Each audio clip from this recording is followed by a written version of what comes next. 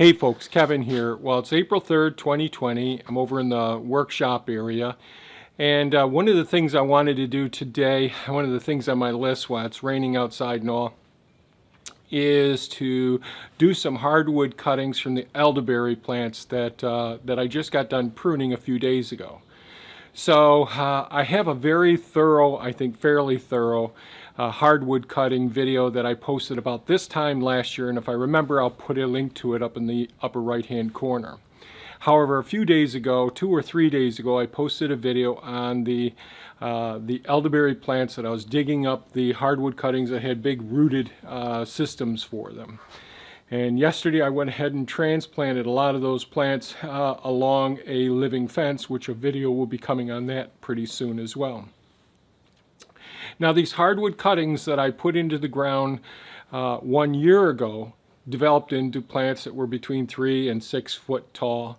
And one of the things I did before digging up the root mass was I went through my loppers,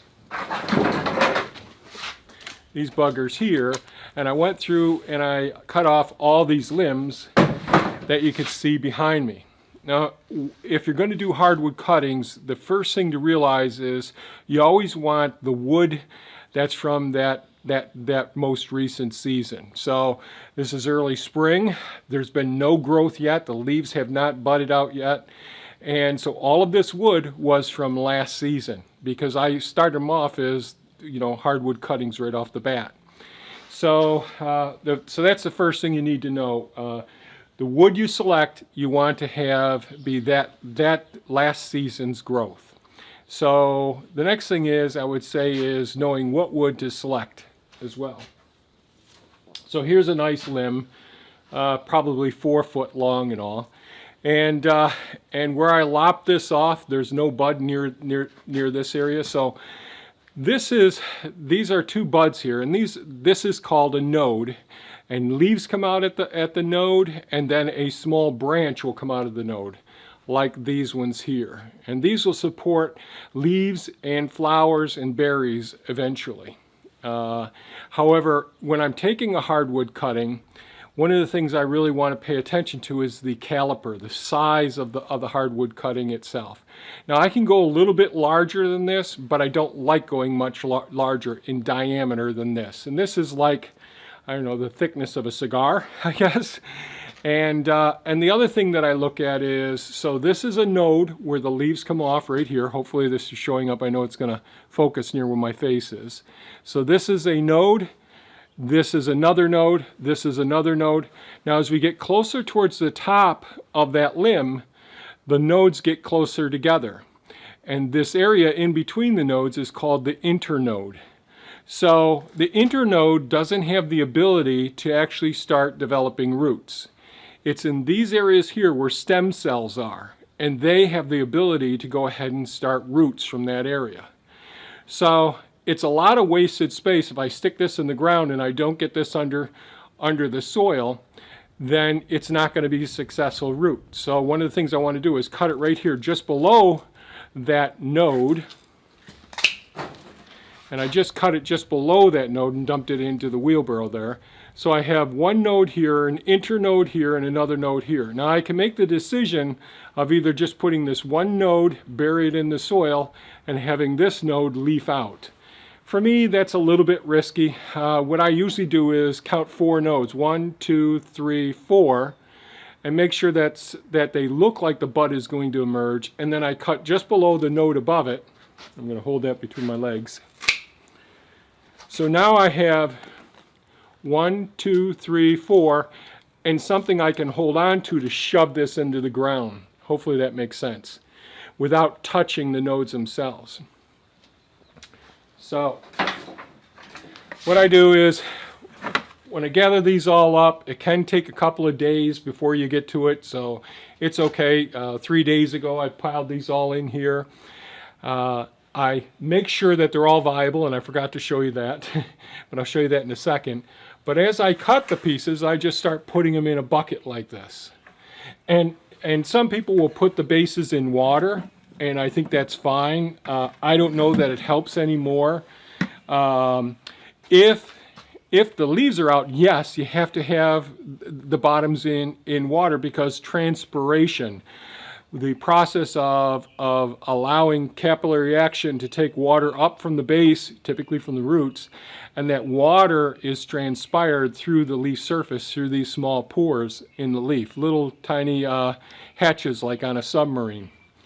So it's important if the leaves are out, but the leaves aren't out right now, so I can just put these in the bucket, and then in the next day or so I can stick these in the ground. But if the leaves start emerging, they're going to need to be in water. And it's really good to have nice moist soil if you're going to stick them into the soil. The other thing I should mention is, how do you tell whenever you're pruning and all? So when we look at this thing here is way too weak and flimsy. So I like to have the stems that I'm cutting to be pencil thickness or more. So here I am, here's a node right here. Here's an inner node, another node, an inner node, another node. So I can count 4 of these and just cut off just above it. So now I've got 4 nodes here, 4 nodes and 3 inner nodes, and I could stick this in the soil. But how do I know that this is viable? One of the ways of knowing is just taking a sharp object. You can use your fingernail actually on these, they're so light, but just scratch it a little bit and you see that nice green, hopefully if my face is here it'll be at this focal length. You'll see that nice green cambium layer. So that's one of the ways, if you're getting a bare root tree that you're worried about and you're wondering if it's dead or whatnot, you can just scratch that outer bark surface off just a little bit, and if you see that nice beautiful green color, almost like a light green grass color, then you know that that's a viable stem, and it has a decent chance of potentially taking root and doing well. So and when you cut them off at the top, you may, if I get my face in, you may see that light green ring as you're cutting them off.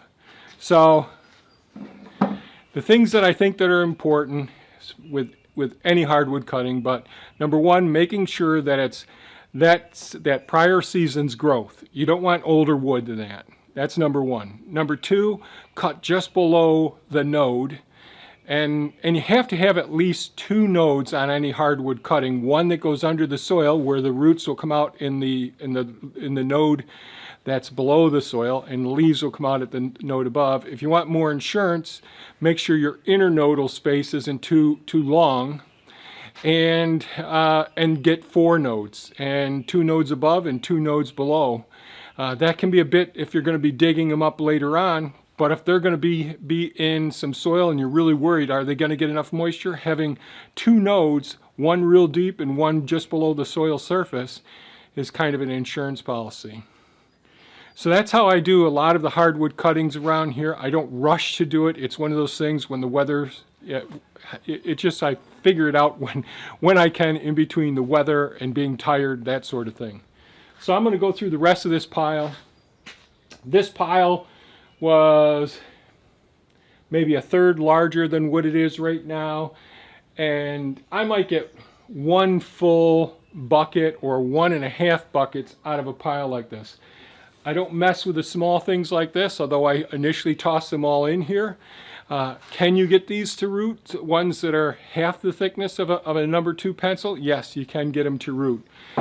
I like having as close to 100% success as possible, so I stay with pencil size to cigar size, if that makes sense.